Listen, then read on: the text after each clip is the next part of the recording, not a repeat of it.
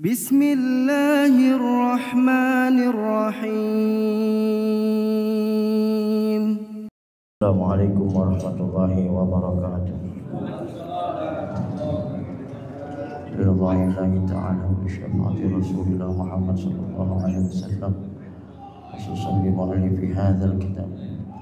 Al-alama syaikhul sunnah hadrami wa biliyatil futuh wal gunah wa rusul. Wa salahil jasad wa mukhtisir asraril Fatihah. A'udzu billahi minasyaitonir rajim. Bismillahirrahmanirrahim. Alhamdulillahirabbil alamin arrahmanir rahim maliki yaumiddin. Iyyaka na'budu wa iyyaka nasta'in ihdinas siratal mustaqim. Siratal ladzina an'amta 'alaihim ghairil maghdubi 'alaihim waladdallin. Rabbighfirli wa liwalidayya wa lil mu'minina amin. Fatihah sekali lagi. Kita niatkan untuk anak cucu keturunan kita, semoga Allah berikan anak cucu keturunan yang soleh soleha, yang selamat dunia dan akhirat, bahagia dunia dan akhirat, mulia dunia dan akhirat. Al-Fatihah. A'udzu billahi minasyaitonir rajim. Bismillahirrahmanirrahim. Alhamdulillahirabbil alamin arrahmanir rahim maliki yaumiddin. Iyyaka na'budu wa iyyaka nasta'in ihdinas siratal mustaqim. Siratal ladzina an'amta 'alaihim ghairil maghdubi 'alaihim waladdallin. Rabbighfirli wa liwalidayya wa lil mu'minina amin. Bismillahir rahmanir rahim. Wa lam yulad wa lam yakul lahu kufuwan ahad. Amma ba'du. Ayyuhal jamul karim, para pengharap ampunan dan keridhaan Allah Subhanahu wa taala, para pecinta Rasulullah SAW yang semoga kumpul duduknya kita pada malam hari ini di waktu yang sangat mulia ini senantiasa mendapatkan keridhaan dari Allah Subhanahu wa taala dan dicatat sebagai amal ibadah di sisi Allah Subhanahu wa taala. Yang kedua, semoga apa yang kita lakukan hari ini mudah-mudahan sebagai tanda Allah lagi sayang sama kita. Karena ketika Allah cinta kepada seorang hamba, maka hambanya itu dibersihkan, dicuci. Cara mencucinya adalah Allah berikan taufik hidayah kepada hambanya untuk beramal soleh sebelum meninggalnya. Kita nggak tahu usia kita sampai di mana, tapi mudah-mudahan detik ini, hari ini yang kita lakukan, semoga ini tanda Allah lagi sayang sama kita semua. Jadi patut kita syukuri atas kehendak Allah, izin Allah. Hari ini kita bisa melaksanakan sholat maghrib berjamaah, insyaallah. Duduk di masjid ini kemudian niat dengan i'tikaf, nawaitu an a'takifa fi hadzal masjid sunnatan lillahi ta'ala. Insyaallah. Mudah-mudahan insyaallah ini patut kita syukuri di tengah-tengah. Ya Allah, mudah-mudahan ya saudara kita yang asik dan sibuk dengan dunianya, yang belum kembali, semoga Allah kasih taufik hidayah agar saudara-saudara kita bisa kembali untuk benar-benar dekat kepada Allah Subhanahu wa taala. Bismillahirrahmanirrahim. Wa qala Syekhul Mu'allif rahimahullahu taala wa adama nafa bihi wa bi barakati ulumihi wa bikum fid dharaini amin. Radhiyallahu ankum wa ghairul muhtarami sittatun. Dan bermula yang tiada dihormatkan itu 6. Syekh Salim Sumair, kita ngaji sama beliau dalam kitab Sabina ini mencantumkan 6 perihal yang tidak mendapatkan kehormatan, artinya tidak ada kemuliaan. Alhamdulillah, mudah-mudahan kita enggak termasuk ya. Yang pertama, tarikus sholati. Pertama, orang yang meninggalkan sholat, meninggalkan sembahyang. Itu adalah orang-orang yang tidak mendapatkan kemuliaan di sisi Allah Subhanahu wa taala. Jadi sekali lagi patut kita syukuri dan kita usahakan terus-menerus agar kita bisa istiqomah dengan sholat 5 waktu. Apapun keadaannya, kondisinya, usahakan jangan sampai kita lalai akan sholat itu. Karena itu tanda iman seseorang. kata Rasulullah, ada sebuah kitab yang sederhana sekali, namanya Lubabul Hadis, ditulis oleh seorang ulama besar, Al-Imam As-Suyuti, Al-Hafiz Jalaluddin As-Suyuti. Di depannya ada Al-Hafiz tuh Pak. Kalau ada kitab, pengarang kitab di depannya pakai Al-Hafiz, berarti ini orang tidak kurang 100.000 hadis dia hafal. Itu kalau jadi ada namanya Hujjatul Islam, gelarnya itu Imam Ghazali. Kategorinya begini. Kemudian ada namanya Al-Hafiz. Itu kategorinya tidak kurang 100.000 hadis. Kemudian ada namanya Hukama atau ahli hikmah. Itu tidak kurang 300.000 hadis. Beliau hafal. Itu kalau antum baca muqaddimah kitab Maraqil Ubudiyah karya Syekh Nawawi Al-Bantani ketika memberikan komentar terhadap kitabnya Imam Ghazali bernama Bidayatul Hidayah, itu ditemukan tuh kategori-kategori yang dijelaskan oleh Syekh Nawawi Al-Bantani. Hujjatul Islam seperti apa, Al-Hafiz itu adalah siapa, kategorinya apa, kemudian Al-Hukama atau Al-Hikmah itu apa. Nah, pengarang kitab Lubabul Hadis tipis. Nanti syarahnya namanya Tanqihul Qaul. Itu ada 40 fadilah. Dari mulai bismillah, fadilah la ilaha illallah, fadilah ilmu dan ulama, fadilah pakai imamah, fadilah salat mengerjakan yang fardu-fardu, fadilah mengerjakan yang sunnah-sunnah, fadilah puasa dan sebagainya. Itu ada 40 fadilah. Kemudian setiap satu fadilah itu tidak kurang ada 10 hadis. Berarti kitab itu tidak kurang ada 400 hadis. Syarahnya namanya Tanqihul Qaul, ditulis oleh Syekh Nawawi. Intinya adalah Lubabul Hadis, ditulis oleh Imam Al-Hafiz Jalaluddin As-Suyuti, ulama besar. Beliau ahli hadis karena disebut di depannya ada Al-Hafiz. Masya Allah, dalam kitab itu di bab tentang fadilah fardu-fardu ada sholat. Likulli syai'in alamun wa alamul imani as-sholatu. Segala sesuatu itu ada tanda, ada ciri, ada benderanya. Ciri dan tanda keimanan seseorang itu adalah sholatnya.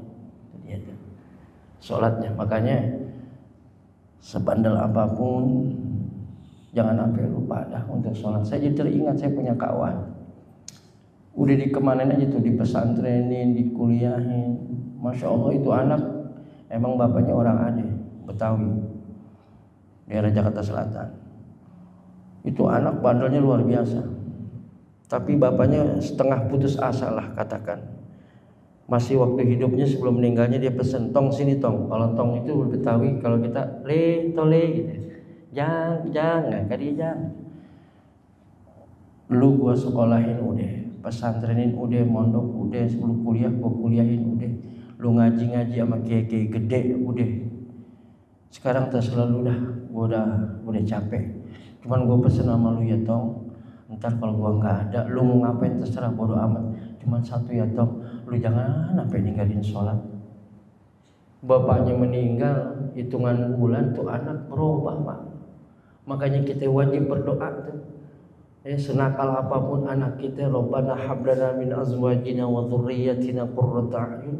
Boleh jadi kita melihat perubahan anak kita yang tadinya baik lebih jadi baik, yang nggak baik jadi baik saat kita masih hidup, atau boleh jadi pada saat kita udah nggak ada tapi kubur kita terang. Kenapa? Ternyata anak yang dulu menggelin kita, ternyata anak ini bertobat dan kembali kepada Allah, menjadi pelita kubur mak dan bapaknya. Itu makanya anak-anak jangan sampai nggak dikenalin masalah agama, sholat terutama.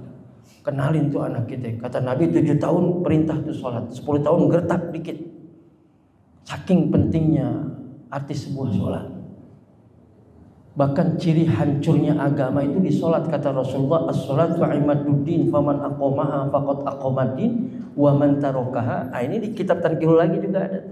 Wa man tarokaha faqad hadamaddin. Sholat itu tiang agama. Barang siapa di antar umatku menegakkan sholat, otomatis dia telah menegakkan agama. Namun sebaliknya, barang siapa di antara umatku meninggalkan sholat, otomatis dia telah menghancurkan agama.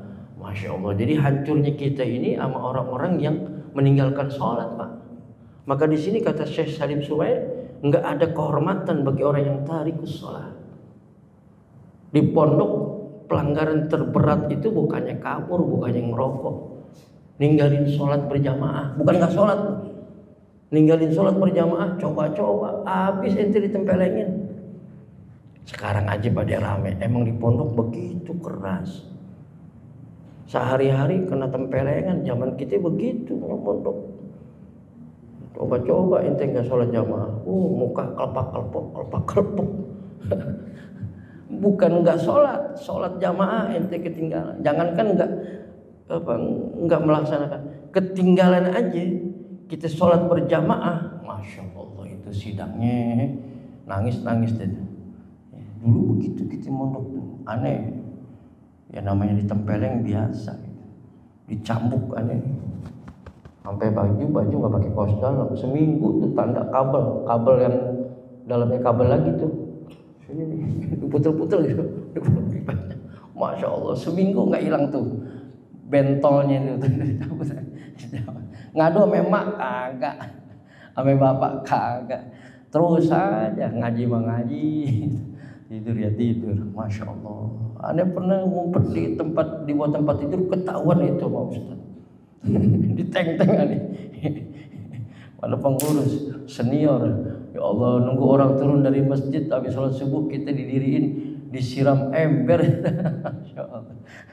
Enggak sholat jamaah doang, bukan enggak sholat, ada sholat. Cuman malas ke masjid kita. Segitu beratnya, tapi ternyata iya. Harus ada penekanan sedikit. Anak kalau nggak biasa ke masjid, sholat Jumat aja kagak mau Pak. Makanya nih Allah, kita tadi begitu kita sholat, ya Allah Akbar, alhamdulillah ya, masih Allah kasih sehat, kasih ruang waktu, dan kasih gerak hati kita untuk bisa sholat. Nggak sembarangan nih, umat Islam banyak ini masjid kok. Perasaan kalau sholat sampai 5 saf gitu kayaknya udah bangga banget gitu. Harusnya kan ngebludak ya. Harusnya ngebludak gitu. Urusannya ya silakan, mau 1001 alasan silakan. Tetapi itulah gambaran keimanan seseorang. Likulli syai'in alamun wa alamul iman. Jangan ngaku iman ente kalau sholatnya masih kadang jamaah, kadang kagak. Nih nggak bicara nggak sholat nih. Itu udah hina banget. Kadang jamaah, kadang kagak. Apa sih kesibukannya? Segitunya sama urusan dunia. Sampai kalah masalah sholat begitu. Hayya 'alas sholat. Ya Allah. Apa ruginya cuma sembahyang sebentar, paling 10 menit, 15 menit.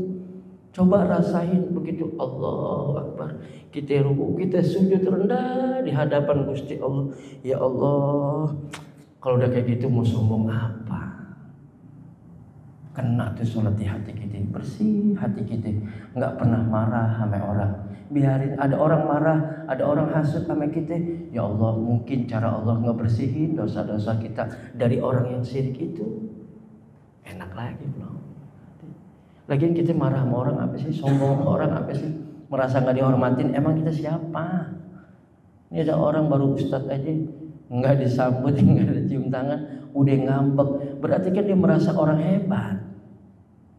Apa kita? Kanjeng Nabi bagaimana? Kita masih songong, malu. Nabi tidur Pak. Abu Bakar As-Siddiq mau klarifikasi kepada Kanjeng Nabi. Begitu ngelihat Kanjeng Nabi, ya Allah, tidurnya itu tikar pada bolong-bolong. Ditarik itu selimut ke atas, kakinya kelihatan. Diturunin kakinya, badannya kena bekas tikernya ada. Seorang Rasulullah. Ini kita pakai AC nih, malu nggak Kanjeng Nabi? 3 hari ditaruh batu untuk menahan rasa lapar. Kalau memang lapar menimpa umatku, aku orang pertama merasakan lapar itu. Tapi andai kata kenyang, aku orang yang belakangan. Ya Allah, Nabi dicaci, dimaki, kita mah datang ceramah masih dihormatin, hidangan banyak. Nih aneh malu, aneh dong minum, ente kagak minum, masya Allah, songong banget aneh nih. maaf. Harus ada aku nih. Misalnya begitu. Bagaimana mau minum? Ente nggak minum, aneh minum. Kadang-kadang kita ceramah, ini pisang, ini jeruk, ini di depan semuanya. Jamaah kagak ada, kan malu kita ya. Ya elah, gua datang belakangan, pulang duluan. ini makanan. Ada juga jamaah yang dari tadi. Ustadz begitu, datang buru-buru, mau ceramah langsung, kenapa? Ada undangan lagi. Ya Allah, cikanya Nabi. Ya Allah, segitunya beliau menegakkan sholat dalam keadaan sakit, dipapa, tetap melakukan sholat. Sahabat Nabi hanya kematian memisahkan dengan sholat berjamaah di Masjid Nabawi 2 jam.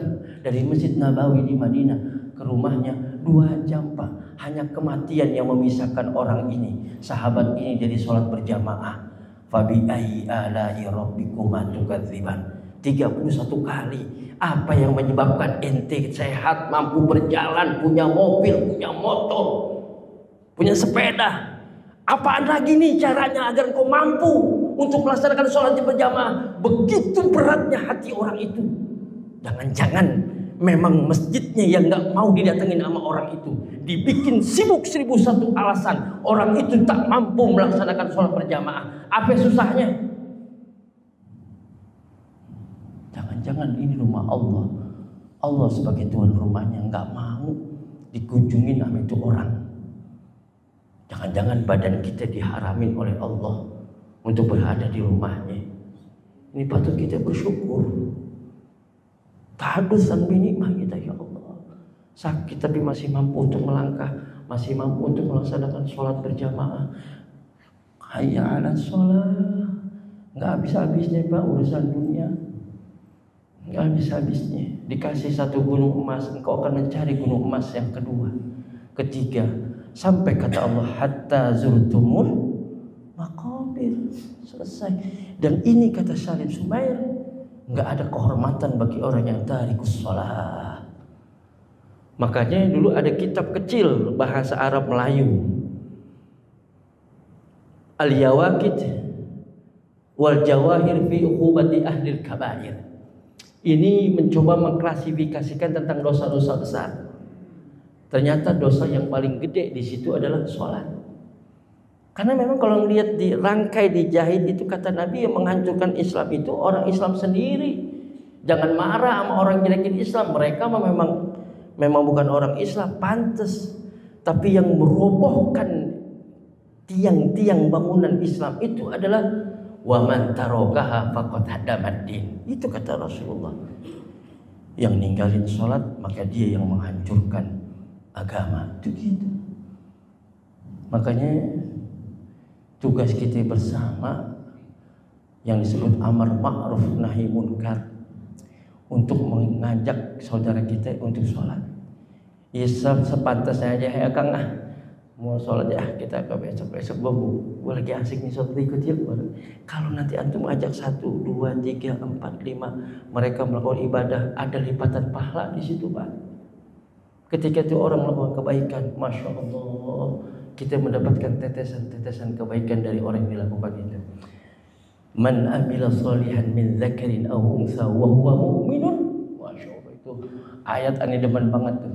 Pokoknya beramal soleh dia orang beriman, bahagia dunia akhirat. Bahagia dunia akhirat. Jadi jangan ngaku orang iman mantep dah kalau sholat jamaahnya belentang-belentong. Nggak apa-apa belum Allah izinkan kita melihat Ka'bah. Nggak apa-apa belum Allah izinkan kita ziarah ke makam Rasulullah. Ada yang mempunyai nilai pahala dan umroh, pahala haji dan umroh, yaitu sholat subuh selama 40 hari berjamaah, mendapatkan pahala haji dan umroh tamatan. Bahkan dalam kitab Wasiatul Mustafa, ya Ali, pesan Rasul kepada Sayyidina Ali, alaika bis sholatil jamaah fa innaha indallahi kamasyika ilal haji wal umrah. Ali, hendaklah engkau sholat berjamaah. Kenapa? Fa innaha, karena sesungguhnya sholat berjamaah itu indallahi, di sisi Allah, kamasyika ilal haji wal umrah. Kamasyika ilal haji wal umrah, laksana engkau berjalan menuju haji dan umrah. Tuh, Masya Allah. Pak Haji dari mana? Habis haji habis umroh. Maksudnya habis sholat jamaah gitu. Nah kalau ditanya mau mana Pak Haji? Mau umroh. Lah umroh ke mana? Ke Masjid Al Hidayah gitu. Nilainya tinggi banget. Cuman kadang-kadang, makanya kata di lain hadis katakan, andai kata umatku tahu istimewanya sholat subuh berjamaah dan sholat isya berjamaah, dia akan sambangi sholat itu walau habwan, sekalipun dia harus merangkak. Artinya banyak orang tidak mengetahui rahasia daripada sholat subuh berjamaah dan sholat isya berjamaah. Mulai hari ini istiqomahin Pak, sampai mati. Kalau memang tidak ada uzur syar'i, saya akan istiqomah melakukan sholat berjamaah. Begitu. Entar yang ingetin orang baik. Yamutu kullu insanin ala ma'asya alaih, kata Rasulullah. Matinya umatku itu tergantung kebiasaan waktu hidupnya. Biasa sholat berjamaah. Ya Allah, orang itu lagi sholat maghrib meninggal. Kan enak begitu tuh. Karena meninggalnya baru pulang sholat isya berjamaah. Dia pulang nyampe rumah meninggal. Coba itu. Yang biasa main gaple. Kemarin baru main gaple. Nggak enak banget dia ngomong itu. Nggak enak banget itu. Pantesan main gaple kalah mulu deh, udah mau mati gitu. Astagfirullah min dzalik. Allah, mudah-mudahan jangan sampai kayak begitu. Ya Allah. Pantesan main gaplenya biasa menang kalah mulu, katanya ngocok mulu dia. Jadi lurah dia katanya mau mati. Dia mati kemarin dia ngocok mulu makanya mati dia katanya. Astagfirullah. Jangan kayak begitu ya. Yang mutu kullu insan ala masyaitan. Sholat berjamaah, coba nikmat. Makanya sholat benar-benar. Ketika Kanjeng Nabi wafat, diteruskan estafet perjuangan oleh Khalifah Abu Bakar As-Siddiq. Salah satu yang diperangkan adalah orang-orang yang meninggalkan sholat. Itu nggak main-main tuh sebenarnya ngurus sholat itu. Makanya, nah tetapi begini, jangan juga kita larut dari ibadah mahdhah yang sifatnya hablum minallah. Ngukur apakah ibadah hablum minallah kita benar-benar diterima sama Gusti Allah, benar-benar terasa di hati kita. Lihat hablum minannasnya. Jangan ngaku ahli ibadah kalau sama orang masih jalan. Jangan ngaku ahli ibadah kalau sama orang masih hasud. Jangan ngaku ahli ibadah kalau sama orang masih jelek dan gibah. Ngukur ibadah kita hablum minallah secara vertikal, benar-benar diterima enggak sama Gusti Allah. Lihat interaksi hablum minannasnya. Karena begitu dunia dan akhirat. Rabbana atina fid dunya wa fil akhirati. Itu dia. Jangan ngaku orang soleh, ahli ibadah, ahli ke masjid kalau ame tetangganya masih jahat, masih gampang ngambekan, baperan, masih hasud, masih ngelihat keburukan orang, masih tersakiti saudara kita dengan lisan kita. Jangan ngaku ahli ibadah. Ente mau baru gugur kewajibannya doang kalau begitu. Memang berat, Pak.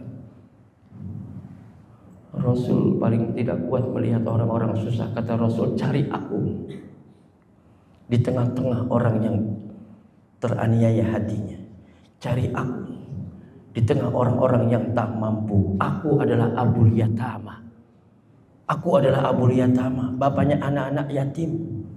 Maksudnya apa? Bukan secara zahir aja.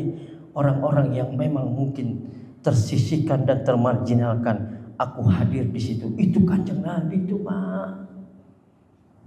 Ayo, sunnah bukan hanya ukuran jenggot, bukan hanya itu sunnah, bukan hanya istri 3, bukan hanya itu. Tapi begitu tergores hati kita ngelihat orang yang tak mampu. Ya Allah, sedih juga kan ada orang waktu sholat masih sibuk dengan kegiatannya. Sebentar aja tinggalin tuh ente sholat, kita nggak tahu kalau kita mati gimana. Ini enak diomongin, coba dipraktekkan nikmat ya Pak. Ayo datang ke masjid. Kalau pas azan antum berangkat nggak istimewa, emang harusnya 15 menit sebelum waktu azan antum udah nyampe ke masjid. Ini kayak kita nih istimewa nih nungguin waktu isya. Bisa nggak dicepetin? Masya Allah, kayak kita waktu main buka tuh kayak gitu. Wih, kalau bisa kayak begitu Pak, 5 menit, 10 menit sebelum waktu azan kita udah nyampe, datang masuk masjid. Allah maftahli. Coba lihat Masuk ke masjid, Allah maftah li abwaab rahmatika. Kita mohon dibukakan ke pintu kasih sayangnya Allah. Keluar minta karunia Allah. Allah maftah li abwaab fadlika. Hablum minallah, masuk ke masjid, keluar hablum minan nas. Mintanya juga beda. Kalau ke dalam, Allah maftah li abwaab rahmatika. Keluar Allah maftah, keluar Allah maftah li abwaab fadlika. Fantashiru fil ardh wal fadlu min fadlik. Cari kemuliaan karunia Allah, silahkan. Ukuran rezeki udah ada takaran-takarannya. Makanya buat anak-anak kita jangan soleh-soleh sendirian. Anak bangunin, suruh sholat, jangan apa enggak gitu. Ya saya kok cerita tuh emak saya paling namanya anak kecil ya, dibangunin subuh, dia ngolet, kagak bangun-bangun, dibisikin di kuping. Saya tuh waktu kecil sama emak, Neng nggak apa-apa nggak sekolah, yang penting sholat subuh. Begitu. Kita bangun, habis sholat subuh kita juga nggak sekolah. Kenapa dulu demen nggak sekolah ya? Iya. Tapi mas saya konsepnya nggak apa-apa lu nggak sekolah, yang penting lu sholat. Ambil begitu, nggak apa-apa nggak sekolah. Neng bangun, udah sholat dulu deh. Ntar habis tidur lagi nggak sekolah nggak apa-apa. Lah kita harus bangun pak langsung. Padahal udah terang, mau sholat subuh. Padahal kan kita belum akil balik, kagak sholat juga nggak apa-apa, belum ada catatan. Tapi segitunya ngelatih itu. Habis sholat bener-bener tidur lagi, nggak diomelin sama emak. Tapi ranking pertama lagi. Makanya kalau anak pengen ranking jangan nggak begitu. Itu khusus buat aneh doang. Buktinya gue negeri terus. Ngadu sama S1 dari luar negeri, dari Mesir, dari ini, dia nggak lulus S2-nya, aneh lulus. Ya salah. Kenapa? Dulu kagak pernah sekolah. Yang pada sekolah aja pada blon-blon. Buktinya yang pada enggak begitu. Ya Allah, itu mah saking ngelatihnya gitu. Sama emak. Ayo Neng, coba-coba nggak sholat sama emak dulu. Masya Allah, makanya kita terapin sama anak yang pada kos gitu. Cuman asal jam 10 udah baca Quran, udah ya, udah sholat Neng, udah ya, udah itu aja. 3,8 tuh IP. Gitu aja udah. Nggak sekolah, nggak apa-apa. Astagfirullah, boleh. Jadi tarikus sholat ini nih, nggak mendapatkan kehormatan dan kemuliaan yang ninggalin sholat. Mau cakep kayak gimana coba sholat. Makanya saya sedih deh kalau teman-teman nonton bola misalnya, acaranya main bolanya habis maghrib pak, atau pas maghrib, datangnya dari sebelum zuhur, terus Senayan udah pada penuh tuh. Pertanyaannya sholat zuhurnya di mana? Sholat asarnya di mana? Di kodok kali ya. Ya Allah. Coba deh, coba nikmatin, belajar biar nikmat itu ibadah. Makanya dalam sholat itu nggak boleh kosong. Kita udah selesai bacaan, imam belum selesai perasaan. Apa? Kita jangan diem, jangan ngelamun, mikirin apa? Hati jangan kosong. Allah, Allah, Allah, Allah. Jangan pernah kosong pak. Allah.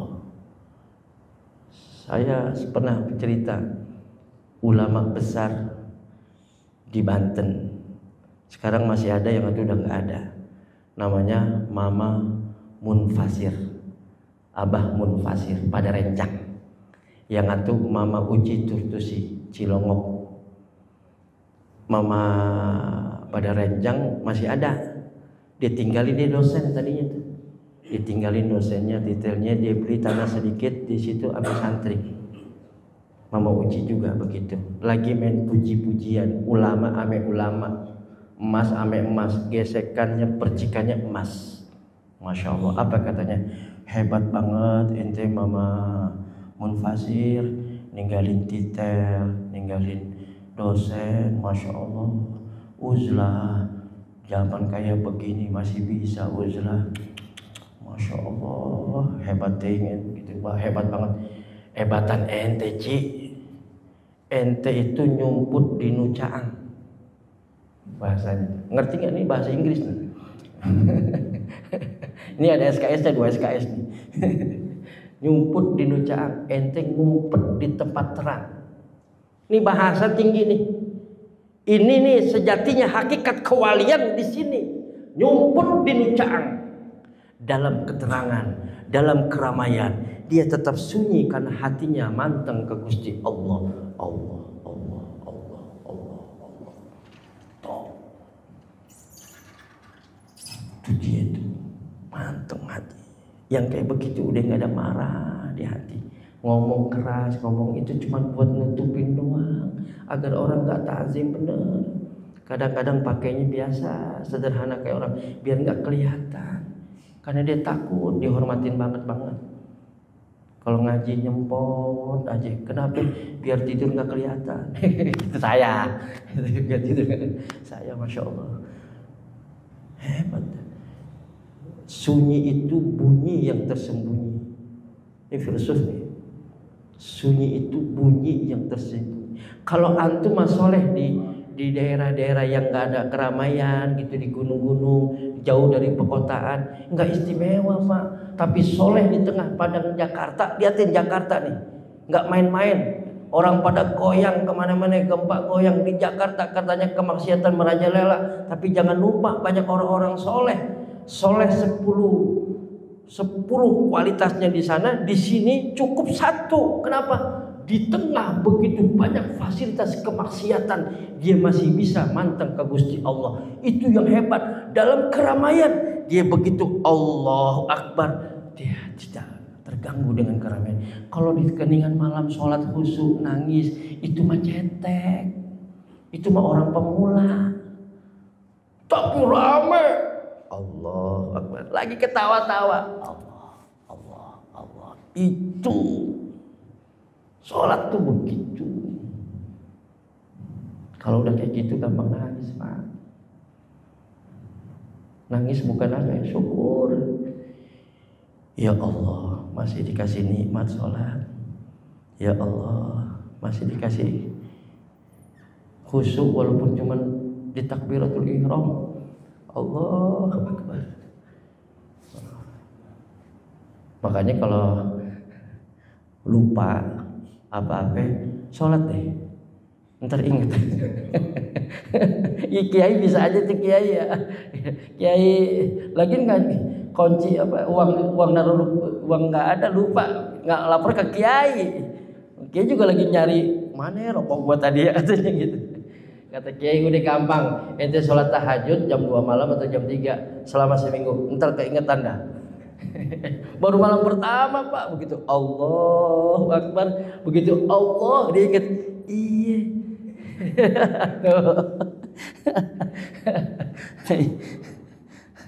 Hebat sholat begitu ya. Jadi kalau lupa sholat dah, begitu Allah, wah kebayang nih jasa. Itu gimana Ustaz? Udahlah sholat aja udah. Allah tahu kualitas sholat kita. Datanglah dengan keimanan kita masing-masing. Tapi harus meningkatlah. Paling nggak pada saat Allahu Akbar, pada saat sujud, ya Allah, lepas badan, jangan sampai ditahan semua. Lepas, seakan-akan kita sujud Gusti. Asik, nikmat. Udah gitu ame orang sampai tandanya bagus nih ibadah kita, ya, pada baik. Idza tabakhta marqatan fa aksir ma'aha wa ta'ahad jiranaka. Kalau ente masak sayur, banyakin airnya, bagiin tetangga. Jangan diartiin mentah nih, ntar air dong. Sayur asam airnya doang, rendang kuahnya doang. Tapi kuah rendang juga mantep ya Pak. Kuah rendang juga mantep, apalagi pagi sore pagi sore ya. Katanya sederhana udah mulai kegeser sama pagi sore. Rendangnya betul.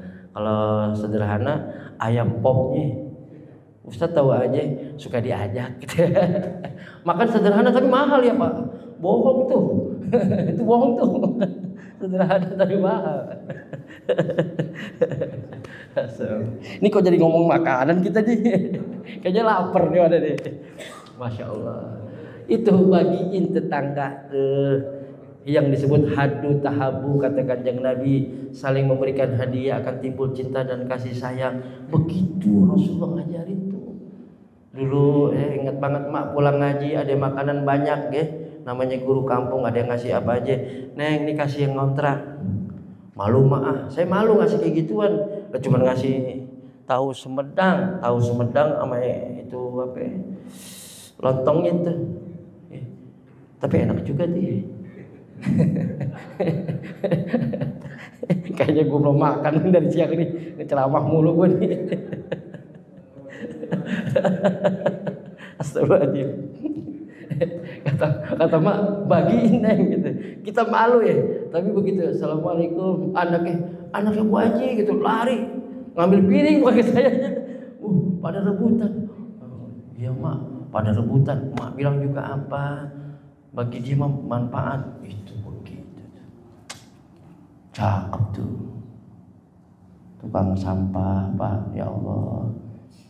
Jangan pakai marah baru naik 20.000 udah ngomel-ngomel. Sampah naik masuk 20.000. Sampah coba itu dia seminggu aja tuh tukang sampah nggak datang, pusing kita. Mau kemana? Apalagi habis lebaran. Bilangnya malas lah inilah, kasih 200.000 sebulan. Lu bayar 400.000. Sampah gua angkutin ya, gua bayar 400.000 2 kali lipat. Nggak mau dia lantaran kepepet mak. Dia hinakan tangannya itu sampah-sampah kita diambilin. Itu yang kata mak perhatiin tuh Neng, tukang sampah. Dulu kalau gitu langsung tuh, nih kasih segantang 2 gantang tuh tukang sampah. Segantang berapa ya Pak? Ini orang sekarang semua nih. 5 liter sampai 10 liter segantang tuh. 5 ya? 5 kasih Neng segantang, sarang segantang katanya. Ngomongnya segantang. Gua nggak tahu, pokoknya kaleng susu dulu kita gituin aja ya. Kasih tukang ngontrak, kasih tukang sampah, girang dikasih 5 liter segantang doang tuh, kan remeh tuh.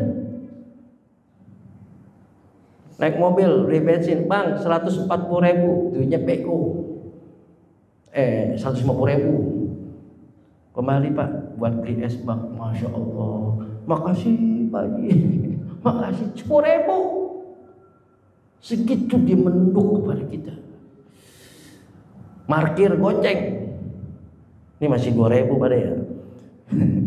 Goceng, ya Allah, motor kita dituntunin, jadi Pak Haji saya bawa, goceng Pak. Mau masuk begini, pertigaan, ada Pak Oga tuh, lagi macet, goceng aja ditongolin, dia pasang badan tuh, mau ditabrak, ayo Pak, 50.000 dia rela ditabrakin tuh mobil. Ya Allah, segitu dia berterima kasihnya. 10.000 Pak, ongkos setengah kagak dapet. Itu ngukur. Jadi nggak terlalu istimewa ibadahnya. Ya 5 waktu dia tetap berjamaah dan sebagainya, nggak istimewa. Tapi begitu luar biasanya nih orang berbagi kasih sama saudaranya, itu yang top. Senyum ngapa sih sama orang? Tibang senyum doang, ane bukan ngapus senyum Pak Ustadz, kenapa? Gigi ane udah habis. Saya kenapa gue malu katanya. Masya Allah, mudah-mudahan ya Pak. Wazanil muhsan, dan kedua orang yang berzina itu orang yang sudah tahu nih kawin. Zina itu ada muhsan, ghair muhsan. Kalau yang ghair muhsan itu belum pernah nikah. Tapi kalau muhsan dia pernah nikah. Sekarang banyak banget perzinahan. Waliyadzubillah, kadang-kadang gimana ya, udah ukurannya iman deh. Saya ada wali santri. Ini anaknya ustadz, nyantri di tempat saya. Anaknya gelisah Pak. Anda panggil, ada apa nak? Neng, ada apa sih? Cerita sama ayah. Ayah saya kabarnya kawin lagi ya katanya. Nggak taunya dia gelisah. Anda panggil, Anda jelasin, anak ayah itu udah nikah, tapi ente begini cerita, Masya Allah. Ya alhamdulillah dia bisa nerima keadaannya. Hati-hati nih perzinahan nih. Orang kalau lagi nggak punya sih kelihatan soleh, ini lagi punya nih, repot nih. Duit ada, kadang-kadang ada, apalagi deh. Emang kalau di kalangan ustadz kalau lagi ngomongin apaan? Makanya aneh ustadz kenal nggak? Kenal, tapi dia nggak kenal aneh. Aneh tahu persis keadaan yang kayak begitu, makanya kita suka malu. Ini orang yang pada paham tapi kok begini keadaannya. Bukan aneh apalagi, aneh dulu masih muda Pak. Senyumannya aneh ada semur mesam. Wah, duit ada, apa ada, cewek blow on yang nggak mau aneh, asik. Masya Allah. Nah, tinggal neng kadia naon AA, Masya Allah. Panggil juga kah. Itu aneh berhenti pakai BB, dulu zamannya BB, BlackBerry, berhenti nggak pakai itu 8 tahun lebih. Kenapa Pak? Jamaah aneh rata-rata ibu-ibu, bukan nenek-nenek, ibu-ibu. Itu kan curhat terus. Berapa kali nih ngomong alal hak, Ustadz certain suaminya yang stop, ujung-ujungnya saya pengen banget punya imam kayak Pak Ustadz. Kan repot Pak. Ini bukan omong-omong ini. Kalau begini caranya gue nggak kuat. Kalau setan gue masih kuat. Lempengan begini aneh agak lemah Pak. Jujur dulu masih muda banget aneh. Masih asik dilihatnya aneh. Senyumnya ngomongnya masih asik deh. Ada genit-genitnya gitu. Lah tinggal pantun aja. Begitu banyak bintang di langit, hanya satu yang bercahaya. Neng, begitu banyak wanita cantik, hanya Neng yang ku cinta. Ya salam. Kelepek-kelepek tuh. Ya Allah. Ini hati-hati. Pezina ini. Tapi memang kalau memang sudah jatuh, terjeberembab dalam dunia perzinahan, jangan dimacaci maki. Ya, jangan dicaci maki. Wallahu a'lam bishawab. Mudah-mudahan bermanfaat buat kita semuanya. Terima kasih. Mohon maaf. Assalamualaikum warahmatullahi wabarakatuh. فبأي آلاء ربكما تكذبان